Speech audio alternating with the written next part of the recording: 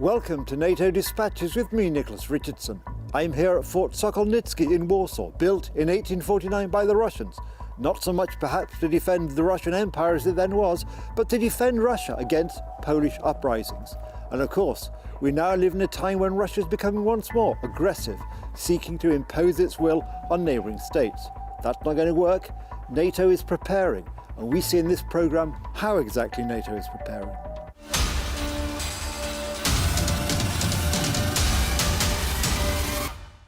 Croatia joined NATO in 2009, marking the achievement of one of its two strategic national objectives. The other one was membership of the European Union. Its political and military leaders are in unison that NATO membership provides security and stability, and thus Croatia is committed to the alliance. Since independence in the early 1990s, Croatia's political and military leadership shared a full consensus that they wanted the country to join the NATO alliance. To do so, it was necessary to replace the existing Soviet-inspired military doctrine with the military doctrine of NATO that requires smaller and more mobile armed forces that attack enemy lines from multiple directions. Today, the Croatian army is a small, modern and effective military force with recent combat experience which makes it unique among NATO members. To enter NATO, Croatia aligned its army with NATO standards by cutting troops and improving their mobility, increasing staff training as well as supplying new military equipment. Croatia joined NATO on the 1st of April 2009 together with Albania.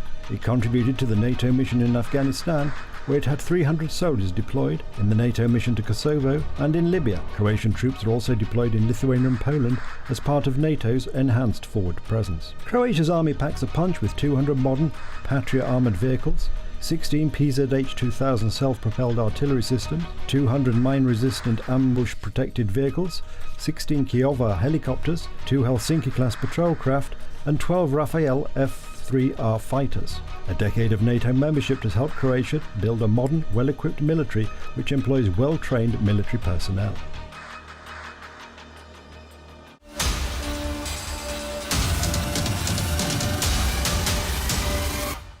To meet this increasing Russian aggression, NATO established in 2017 the idea of enhanced forward presence. That is the creation of 4 battalion-sized battle groups based in Estonia, Latvia, Lithuania and Poland. I went to visit the headquarters of the Polish battle group at Bemowo-Piskia. I met Major Bileskovic of the Croatian army, who explained to me the function of the Croatian contribution to the Polish battle group and what his men and women were experiencing as part of a multinational grouping. Let's see what happened.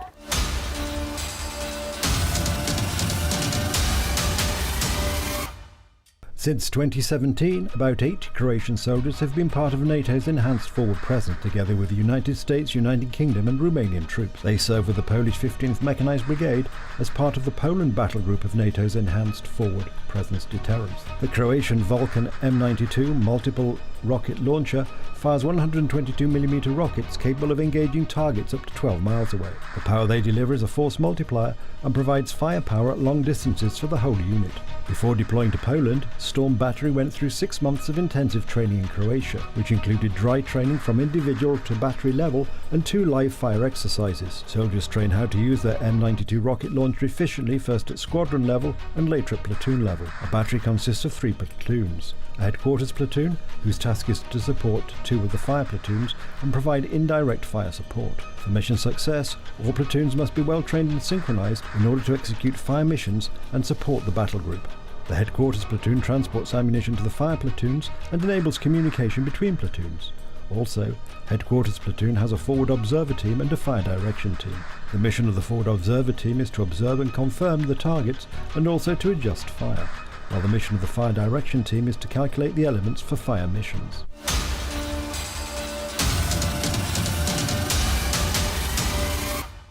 Captain Bileskovic, thank you for joining us. Now, you are the commander of the Croatian unit here in the battle group. Could you say a few words about your unit? As you say, yes, I'm commander of the Croatian unit here, and this contingent it's from our artillery rocket battalion, which is part of our Guard Armored Mechanized Brigade. You're contributing to this battle group, the artillery function. Yes, so our mission here is to provide indirect fire support to Battle Group Poland. And how have you found being part of an international battle group like this? Have you found have you learned something? Yes, of course. Myself and all my soldiers, they learn lots of things because for lots of them it is the first experience, international experience. So we are here almost 5 months. So we gained lots of experience from lots of exercise, which we are already conducted here. Yes, and I suppose also one of the things is getting used to working with soldiers from other nations is very useful in terms of building up a sort of team spirit, if you like. Yes, it is. I think it is very important, especially for the young officers and young NCOs, young soldiers, which I have in my contingent. So I think it is very important to gain that international experience. And what have you found have been the particular challenges of being part of an international formation? I have maybe one big challenge in the beginning, in the transition phase, like I said, because of the lots of people which are young in my contingent, and for lots of them it is like first time to be in some international environment. So in the beginning, in that transition phase, we have some issues to switch on this kind of international environment. So how have you enjoyed being in Poland? I'm very glad to be here to support Polish nation, Polish people, and as a part of the NATO alliance. So this is my second time here, and I really enjoyed here. This is my main weapon here, which you can see. It is M92 Volcano, caliber 122. So this is our main weapon. We have 4 pieces here. And other weapon which you have here is just personal equipment and personal weapon. Thank you very much. Thank you. For joining us, and, Thank you. And good luck for the future.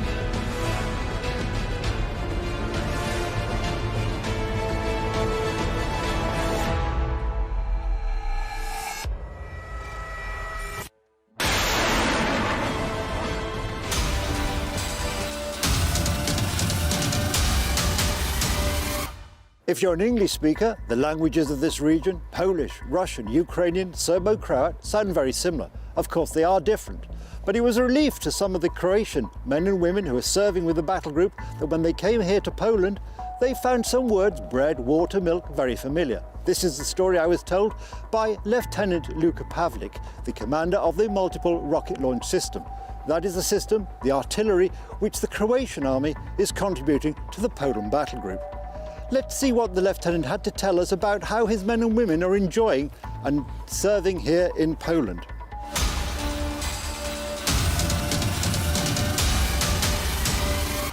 Thank you for joining us. Thank you. How do you enjoy being in Poland? I enjoy it very much, not just because of the training, but we also get to meet Poland as country here and the culture here also. And is there much difference between the job you're doing here and what you would be doing at home in Croatia? The job is pretty much the same, but we have more time and more opportunities to train here and to do actual artillery work here. And we also get to train with our allies. That's the main difference. Yeah, and you found training with allies a very useful experience? Yes, it's very useful. We learn a lot of things from them, and then they learn from us. We work together in order to increase our interoperability here. I mean, this is a typical example of the sort of weaponry you as Croatia are contributing. What are the key features of this? The key features of this weapon, it's mainly used for fire support deep into enemy area, for firing at the area targets and providing massive fire support for the battle group here. You get to fire this? Yes. A lot. Yes. Which must be very exciting, I'd have thought. It was very exciting. We got a lot of ammunition to shoot here, and it's also a new training ground for us here. So it's just a little different, and it's a great experience for us to get better. So we have a lot of exercises which keep us ready. What is the thing you've most enjoyed about being here in Poland as part of this battle group? I enjoyed most working with our allies and just getting our tactics together and seeing how they employed their weapons, and they obviously come and see how we employ ours, and we find the best way to employ them together. Yes, I mean, so you've learned something, you've been able to teach the other something, and yes. Collectively you're all improving your capabilities. Yes, we work together. We have live fire exercises together, They get to shoot from our weapons, we shoot from their weapons, so it was a good experience. Oh, that's excellent, yes. Yes. And within NATO generally, is there a move to sort of standardization of weaponry? Yes, we're getting a standardization not only in weapons but also in tactics. So we're trying to figure out the best way to have both our tactics and weapons function together. Being part of this battle group and training here in Poland has been a really beneficial experience. Yeah, it was definitely beneficial because working in international surroundings here with our allies, it's new experience for me. I'm here first time. A lot of our soldiers are also here for the first time. So it was a good experience, definitely. Well, look, thank you. I won't take too much more of your time. Thank you very much indeed for sharing your Thank you, sir. experiences with. Thank you.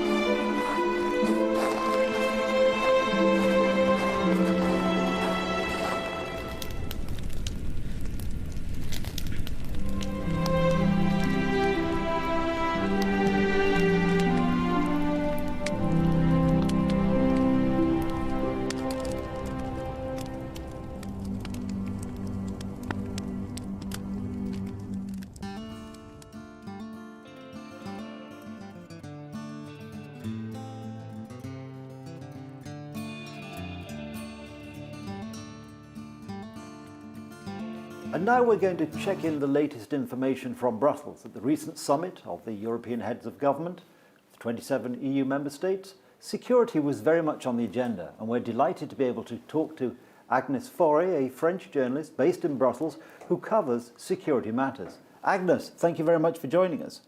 Thanks for having me. It's a pleasure. And do you think the EU leaders felt a sense of urgency given the increased sort of aggression coming from Russia and Vladimir Putin's latest demands that something be done, and his something being done with sort of that NATO retreat? Yes, well, they are quite preoccupied, even though the latest developments that we've seen around the border with Ukraine aren't something new. We already observed them in the spring, so it's the same process still. But it's not a reason to be any less careful.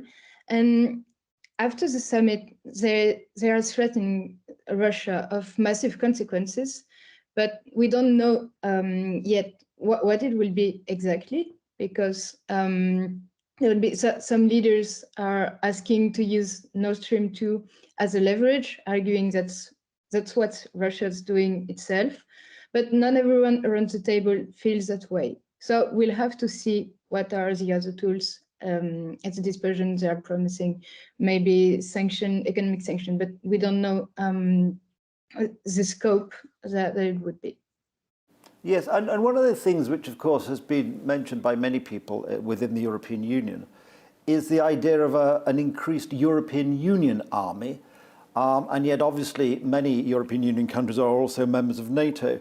And I wonder whether you think, given recent activities, particularly on the eastern border of NATO, the idea of a European army is still very much alive, or is it something which people are saying, well, you know, NATO is proving to be more useful?